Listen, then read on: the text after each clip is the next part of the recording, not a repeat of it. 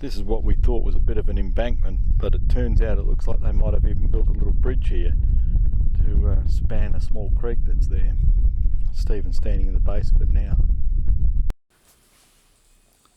This is our last campsite on the Woodlines for this year. We will spend a few days here. Paul and Stacey have left. Julie, Stephen and I are now on our own.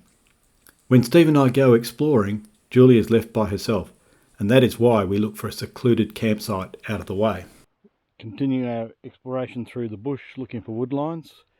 This section that we've come to today was very, very difficult to ride through. We've just pulled up and we're exploring a small campsite now. We aren't the first people here. Someone's already put a few bottles in line, but there's no tracks in here.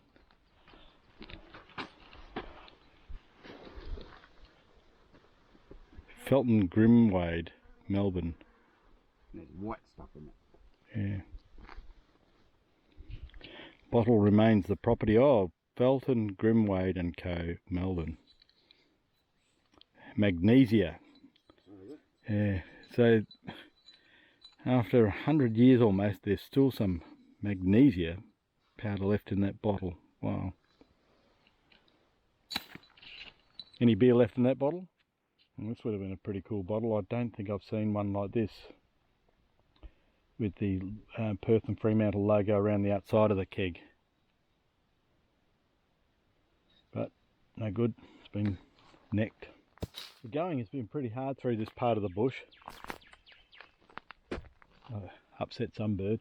There's a lot of these trees have come down, and it's actually making it hard to ride. It's just extraordinary how many. I've never seen this many trees all broken down. So it's either had a big storm through here at some time a few years ago, and it's just knocked them all down. A couple of them look like they've been hit by lightning because they're about 2 meters high and they've just burst apart and fallen over, which isn't that usual. There's not a lot of difference between the sandalwood trees and the quangdong trees. The fruits look the same when they've got the skin on, but this one is definitely sandalwood. So same sorts of fruit, but the difference is the nut. Instead of having the pattern, the brain-like pattern on it, it's all pretty smooth and round. And the other way to tell is you break a stick off and you can smell the sandalwood. As I was saying, it's really hard to tell the difference between a quangdong tree and a sandalwood. Very, very similar leaves, very similar scrubby looking tree. But this one's a quangdong, and you can tell by the little dimples, or what I call the brain-like pattern in the seed. You can actually eat these, they taste quite nice. Leaked out. Mm. AGM. That's it. We've seen those before, that 3-8, whatever it stands for. Yuck.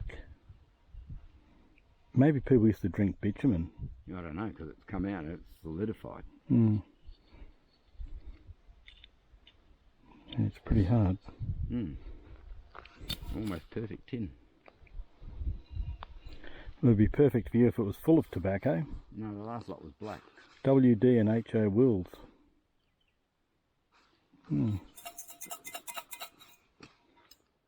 This section of roller line has been out here for probably close to 100 years.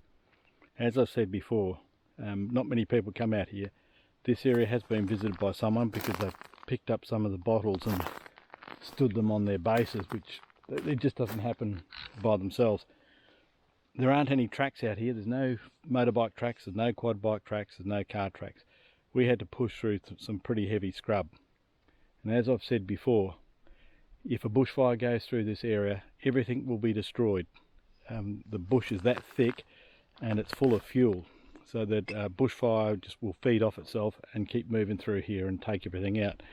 And I think the evidence of that was what we saw on our first couple of days on this trip, where around the 48 and 50 mile camps, the devastation is so huge that you can't see anything left behind. And the revegetation is so dense, or the regrowth is so dense, that people will be hard pressed to get back in there any time in the future. If you don't come out and see this now, you're never probably going to get to see it. We've ridden out again towards the north of our campsite and gone back to the camp we found last night. We drove a little bit further north and we discovered the horse yard. And if you look around, there's always interesting stuff to find on the ground. Have a look at this. So this is part of the dray's axle assembly. Can't read what the writing is here because whatever it was has been wearing out on that part there, and very clearly it has suffered a catastrophic failure which made it not repairable because that's cast iron. But there's also a hook here, and this would have been used for part of harnessing the horses. Now with my binoculars on I can see the writing is genuine something, but that's all been genuine tie. That's all been worn out and cracked. Number 18 or 16 on that side. TP Jones and Co. Wow, pretty cool. I'll leave this behind for those people who are going to come out here and observe this stuff in situ. Found a few of these in the bush recently. They're wedges used to help push the trees over by hammering them into the cut. I can't even read it. It's a Perth and Fremantle Bottle Exchange Company. So I found one of those last year at one of the campsites. This campsite, these guys drank a lot of this stuff. There's 5 or 6 bottles here.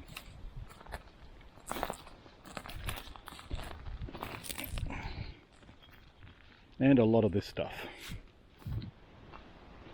Oh my. Second pair of eyes found a blue bottle.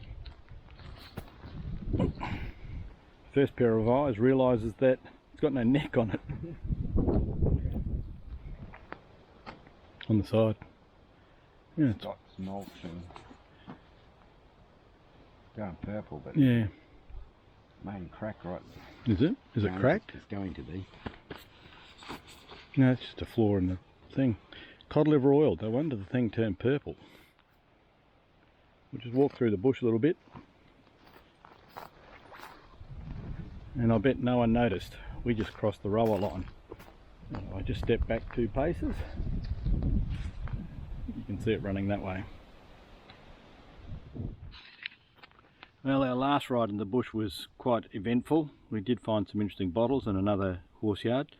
Also found this puncture, which has started to live on the back of my bike. Have to find out what's caused that. Be a stick somewhere. And the other one that we have is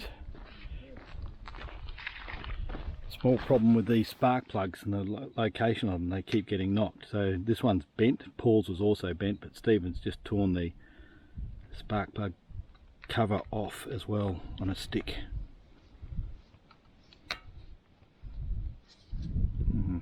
Painful.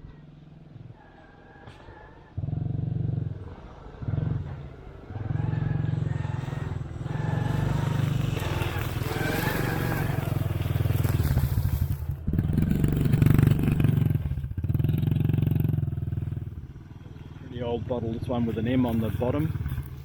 Melbourne Glassworks. Nothing on this one. And another one, no markings on it at all. Where? Oh yeah.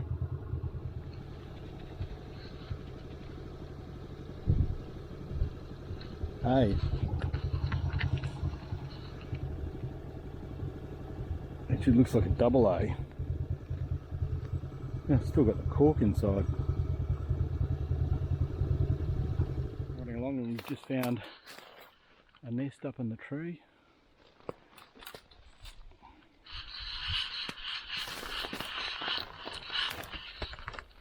This is where we find out it's a snake's nest.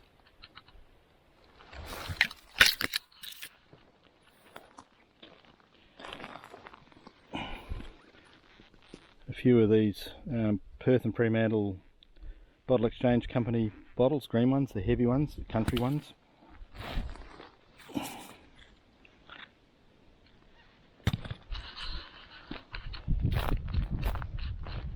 The last campsite we found had a lot of gin bottles.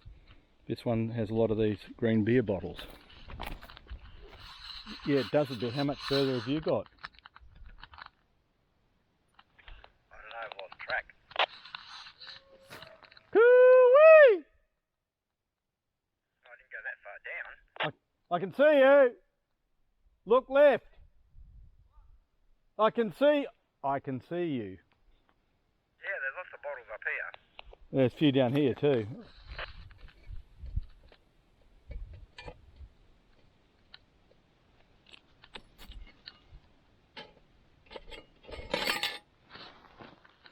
Yeah, this big shovel, it's got no handle, but the handle was welded on.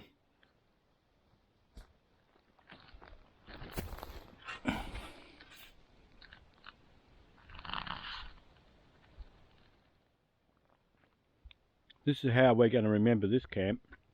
Beer bottle camp. Someone else has already been here. A couple of good as gold bottles. Actually 3 or 4 of them. Okay, cool.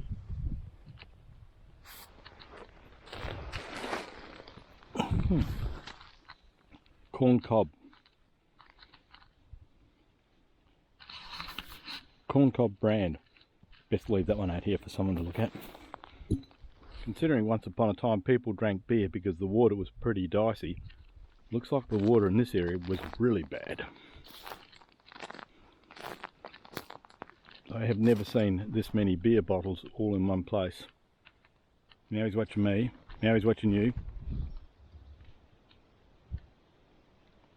Not happy, Jan?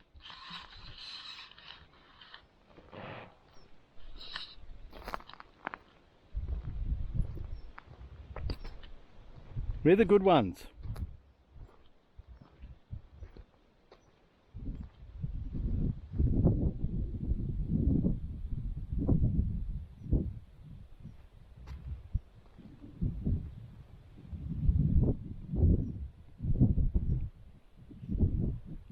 Knees off.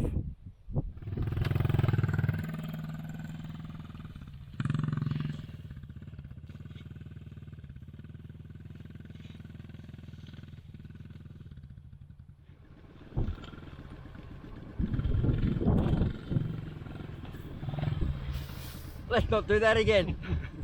Look at the size of this.